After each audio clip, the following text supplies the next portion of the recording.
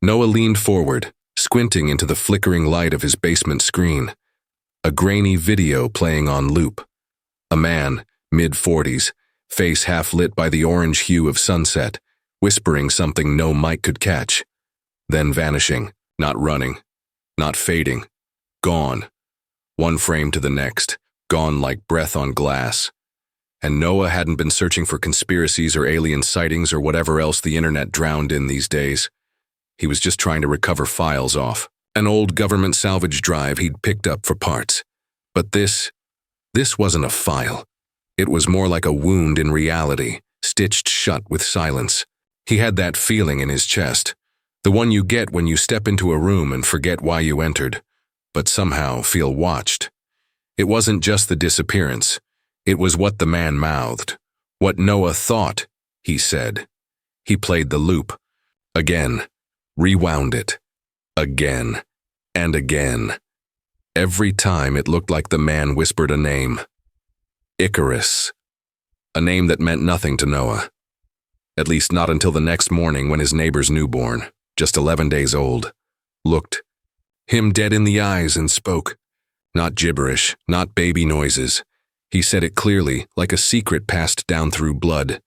Icarus is falling. And then the baby didn't cry, didn't blink, just stared. The child's mother, Vanessa, was a nurse, sharp, grounded, never so, prone to panic. But when Noah told her what he'd heard, her face didn't show confusion. It showed recognition, like she'd buried something long ago and just watched the dirt shift.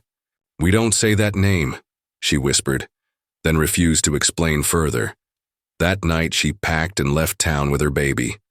Disconnected everything. Phone, bank, social, gone. Something had changed. Noah felt it everywhere, in the silence, between songs on the radio, in the way strangers made eye contact but didn't smile. And then came the voice message, a call from his father's number, which was impossible, because his father had been buried 13 years ago in a casket Noah picked himself. The voicemail was only 4 seconds long, his dad's voice, soft and certain. They broke the treaty. We're not ready.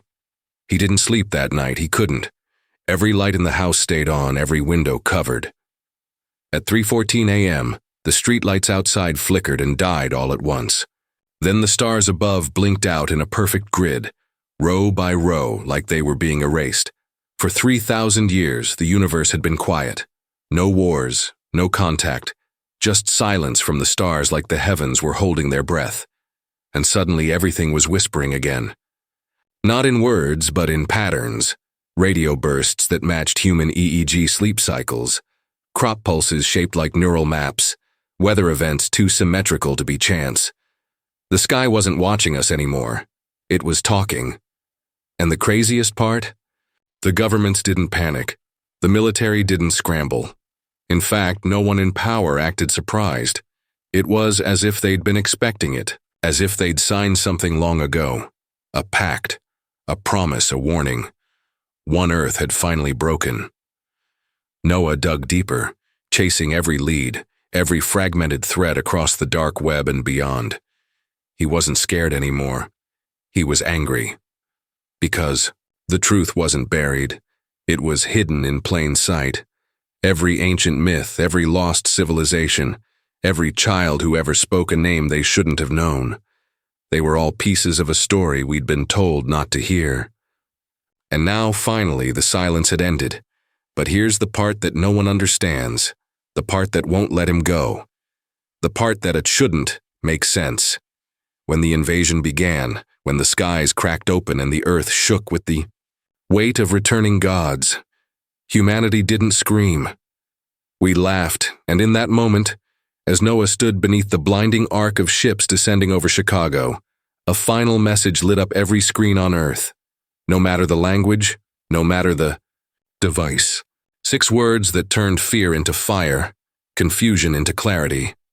We were never the prey. Then everything turned to static.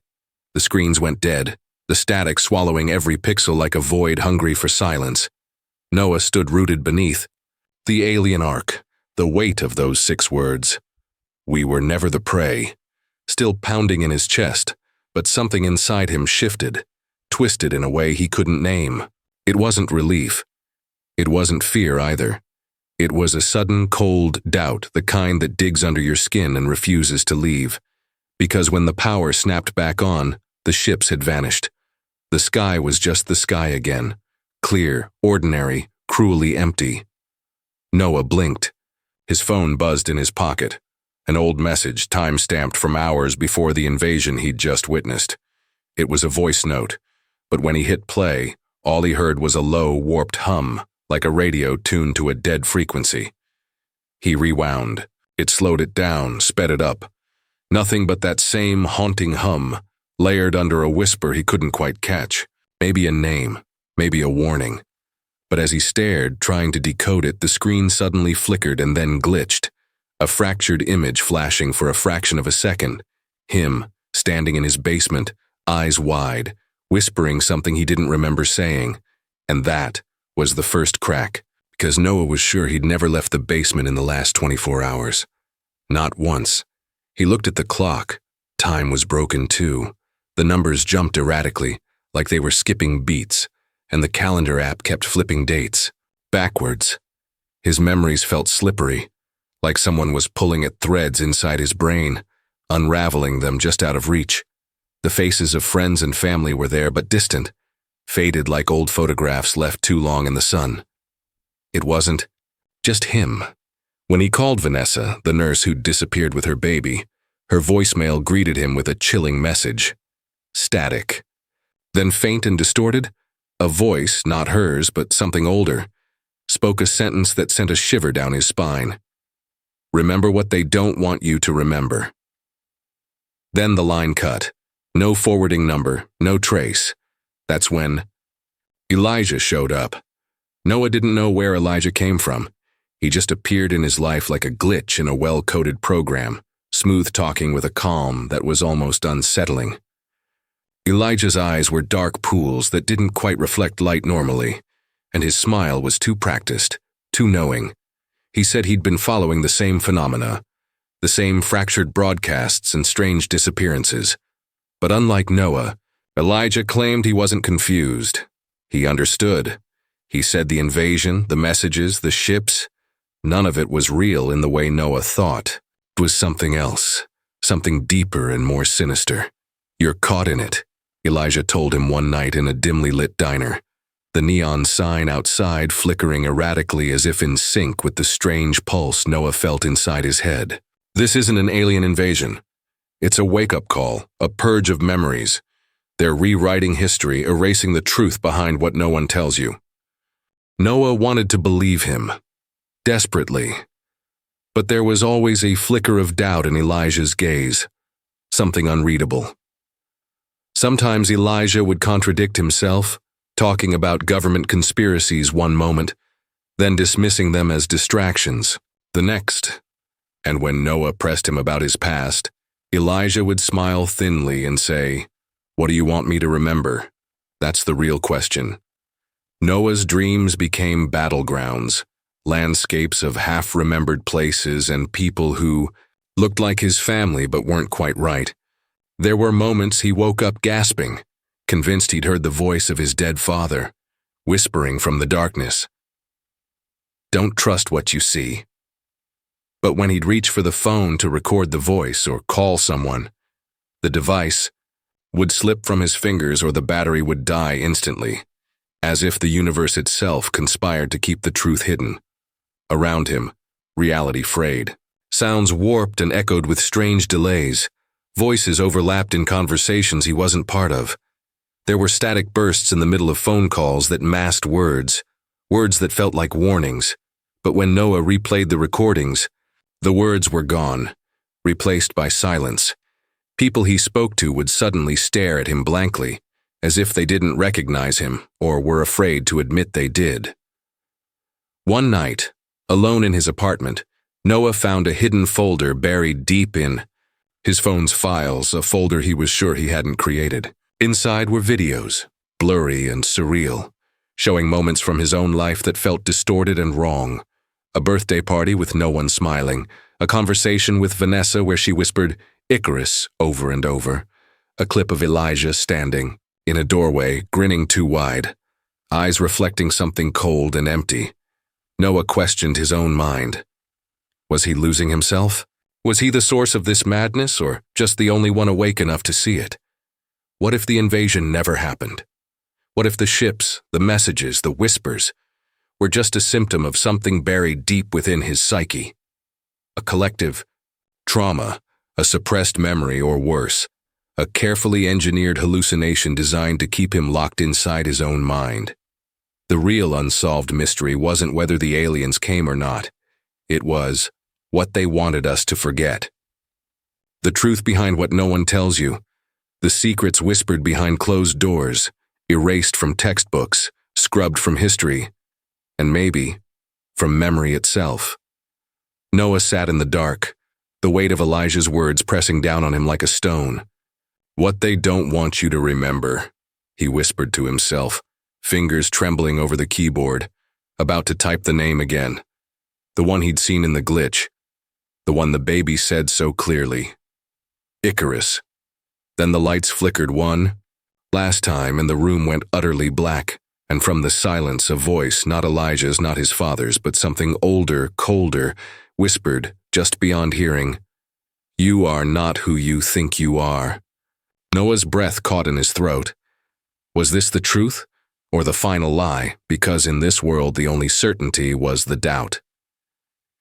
Noah sat back in his chair, eyes fixed on the flickering screen as lines of code and grainy images unfolded before him like some cryptic tapestry finally beginning to make sense.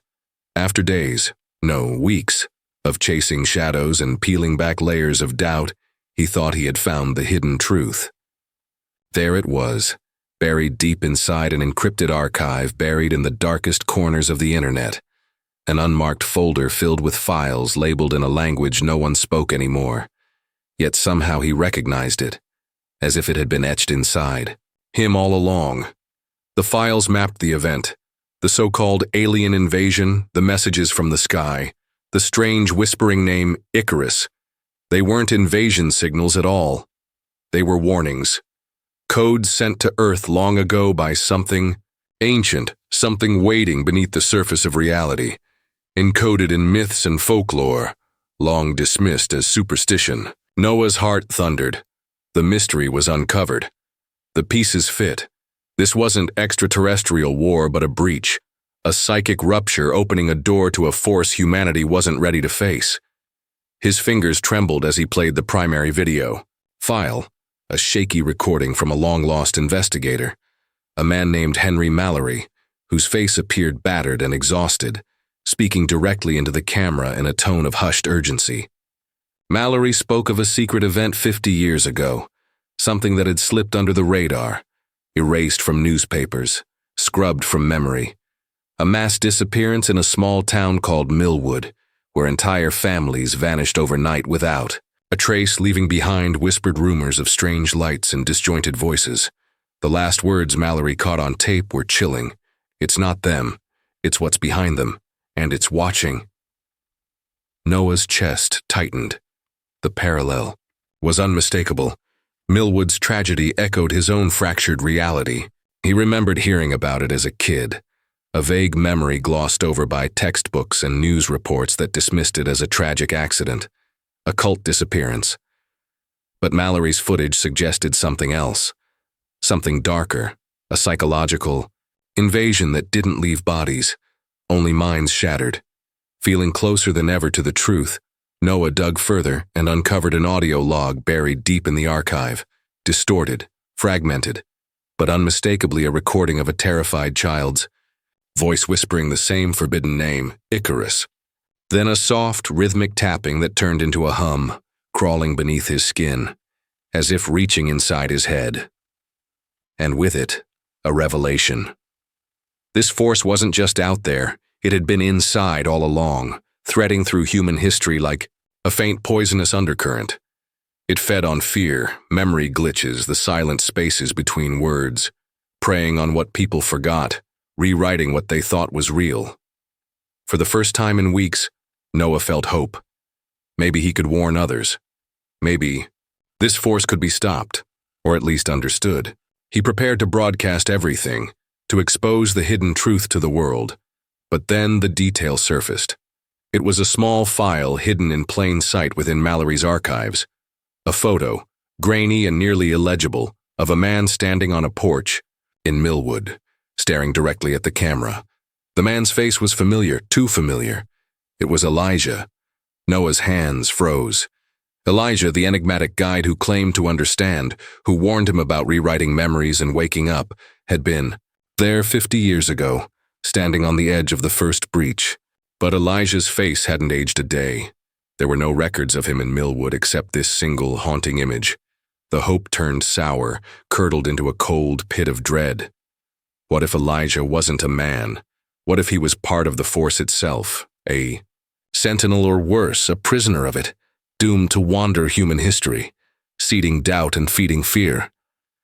The man who promised answers was the very thing Noah should have been running from. As the realization sank in, the room darkened, the hum from the recordings now filling the air like a tide rising inside his skull. Memories flooded back, disjointed flashes of childhood nights where his parents whispered warnings he had blocked out, strange silences hanging over family dinners, a shadow that had always lurked at the edge of his vision, but vanished whenever he tried to focus. The invasion wasn't an event that had begun this week, this month, or even this year. It was a slow unraveling of reality that started long before Noah was born. His breath caught, heart pounding in a rhythm that was no longer his own. The real terror wasn't in the ships or the whispered names, or even the vanished people. It was the invisible thing that had been watching, waiting, feeding on the cracks in human memory and sanity since forever, slipping through generations like a ghost that refused to die. Noah's phone buzzed again. A new message. This time, it wasn't garbled or distorted. It was a single image, a photo of Noah himself, standing in his basement taken moments ago. But in the reflection behind him, barely visible, was a shadowy figure, tall and silent, watching. He dropped the phone, the weight of everything crashing, down like a tidal wave. Nothing was real, or worse, everything was. And if that was true, then the entire story, his story, yours, what you think you saw and heard, was a carefully woven lie designed to trap the mind in a loop of fear and false. Hope you're not crazy. They lied to you. Because some truths aren't meant to be uncovered. They're meant to be forgotten. And the deeper you dig, the harder the silence fights back. Noah's eyes darted to the shadows pooling in the corners of his room, and for the first time he felt utterly alone, but also watched. Watching you, too. Maybe it's time to watch closely again. Noah's trembling hands lingered over the screen long after the image faded, his mind reeling not just from the shadow lurking behind him in that photo, but from the suffocating realization that he was not alone, not in this fractured reality, not in this growing web of distortion and silence. Because as the hum in his head crescendoed into something almost unbearable, a pattern began to emerge. One that was invisible at first, like a whispered secret only the most attuned ears could hear. Cryptic messages, scattered like breadcrumbs, across the digital wasteland he'd been navigating, started to pulse with a strange familiarity. They weren't just his memories being toyed with, his perceptions bent and broken. There were others, scattered in the shadows of forgotten towns, forgotten rooms, tuning into the same fractured broadcast, trapped in the same spiraling maze of lost time and shattered truth. They watched him. He watched them, without words but through signals more profound than language. No phones, no emails, but dreams. Shared dreams that stitched strangers into a secret network where faces flickered and faded, and a name echoed, like a mantra, Icarus. It was all there, if you looked close enough, encrypted in the very static of the interference, in images flickering just beyond the corner of your eye. Symbols etched into graffiti walls, buried beneath peeling posters of vanished bands and forgotten protests. Triangles nested within circles, eyes staring back from cracked mirrors. Signs no one would dare acknowledge, but everyone would somehow recognize if they dared to remember. And if you're hearing this, reading this, maybe you are part of it too. The lines between observer and participant blur until they no longer exist. You were right all along to feel that knot in your gut, that unsettling knowledge that something's off, not just in the world, but inside your own head. The government never released these files, of course. Found footage from 20 years ago, hidden in digital graveyards, dismissed as hoaxes or lost in bureaucratic dead ends, but now threading together into a tapestry of unspoken horrors. Through the haze of confusion, a new voice emerged, one detached but eerily intimate. This observer, calling themselves Marlowe, communicated through a series of coded transmissions that slipped into Noah's dreams like a ghost's breath. Marlowe's voice was calm, but beneath it lay an undercurrent of desperation, as if they were the last sentinel standing at the edge of a vast and merciless void. "I've been watching," Marlowe whispered through a fractured signal that made the edges of Noah's vision flicker. "Watching as the fracture spreads, as the memories bleed, as the lines between you and them dissolve. The force behind this isn't external. No aliens, no invaders. It's a parasite of the mind, an infection seated in the cradle of consciousness.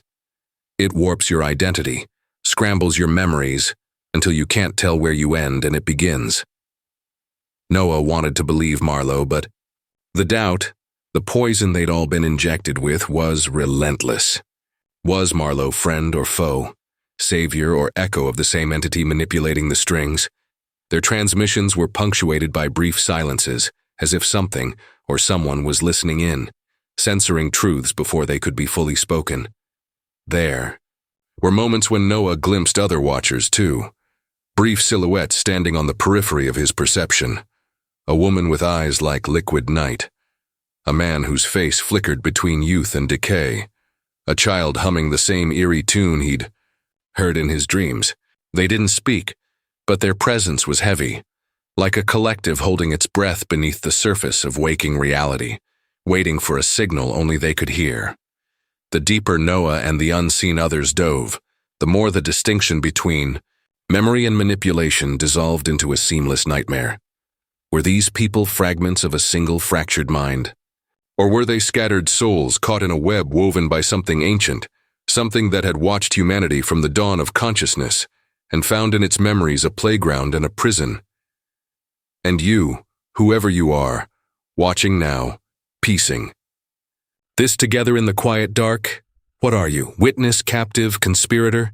The story you thought you understood fractures beneath your fingers, turning in on itself like a serpent devouring its tail.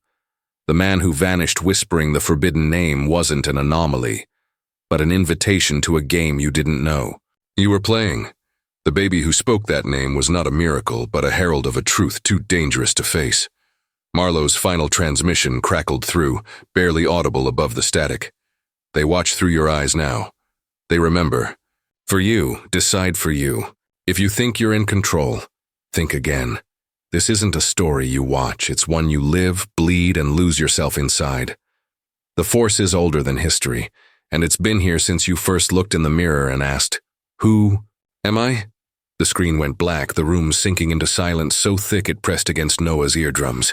Outside, the world continued, oblivious or complicit. It was impossible to tell which. But inside, the truth churned beneath the surface, waiting, watching. And whatever you believe you saw, heard, or remembered up to this point, it's only the beginning. Because now, the question isn't whether you'll find the answer, it's whether you can survive knowing it. Noah sat alone in the dim glow of his computer, the flickering light casting long shadows that danced across the walls like ghosts of memories half-remembered, and truths half-spoken. The room was silent except for the distant hum of machines and the irregular beat of his own heart, a rhythm that no longer felt fully his, as if something inside him was both waking and unraveling at once. The mystery he had chased for so long, the whispered names, the vanished people, the shadow watching from beyond the veil, had folded in upon itself, revealing not an enemy to be fought, but a question that cut deeper than any fear. Why? Why had this force invaded the very core of humanity's mind? Why had it chosen this slow unraveling rather than outright destruction? And what did that choice say about what it meant to be human? The truth, he realized, was no longer about the what or the who. It was about the how and the why. The fragile, terrifying thread that tied him to every fragmented memory and every shadow lurking just out of sight. This thing, this presence, had been here since before Noah's first breath, woven into the fabric of consciousness itself. It was neither alien nor divine, but something far older, something that fed not on flesh but on doubt, on the very fractures of identity and memory that made humans what they were, imperfect, vulnerable, endlessly searching for meaning in the void. He thought of the whispers, the shared dreams, the silent watchers scattered like fractured reflections in a cracked mirror. Were they victims? Were they keepers? Or were they something else entirely, manifestations of a collective fear that no one dared to name? Noah's mind spun with the weight of it all, the lines between reality and illusion blurring until there was only this infinite now, a waking nightmare where every certainty dissolved like mist. Then, in the stillness, a voice broke through. Not Marlowe's detached calm, but a raw, trembling confession from deep within his own fractured soul. A memory he had buried so deep he almost didn't recognize it as his own. "I remember," he whispered to the darkness. "I remember the fear, the silence that followed my mother's disappearance, the way my father's eyes held a secret.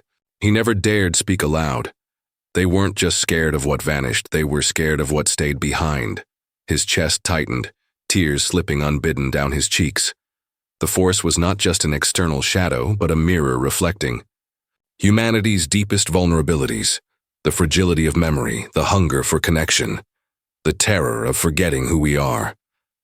It revealed the darkest truth, that in trying to understand the universe, humans are often haunted most by the unanswerable questions within themselves.